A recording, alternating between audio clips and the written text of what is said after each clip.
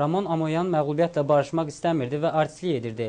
Bunun da nəticəsi olaraq o Avropa çempionatının təsəllici verici görüşlərindən kənarlaşdırıldı. Bu fikirləri güləş üzrə Avropa çempionatının yekunlarına həsr olunan mətbuat konfransında Federasiyanın baş katibi Əjdər Cəfərov deyib.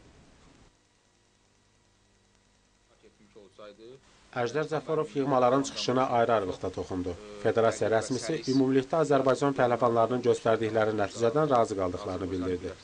Avropa çempionatına qarışıq heyətlə yollanmışdıq və həmən heyətdə bizim birinci nömrəli idmançılarımız əksəriyyəti iştirak etmirdi.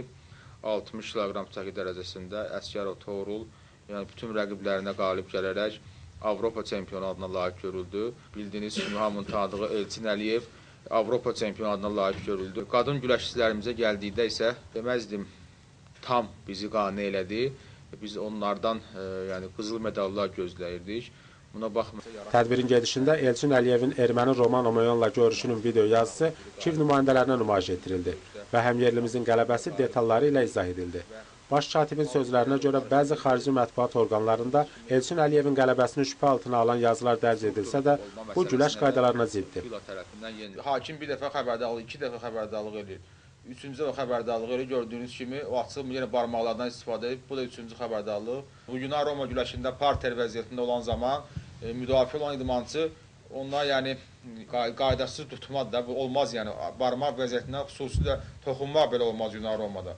Sərbəst güləş üzrə yığmamızın baş məşqçisi Sayfullah Əbsaidov çempion adını qazanan Toğrul Əsgərovun çıxışından razı qaldığını bildirir və bu idmançının lisenziya xarakterli yarışlara yollayacaqlarını deyir.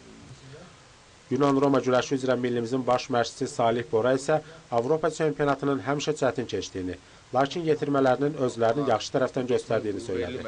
Arazxan Məhəmməd Vəliyev, Bakı.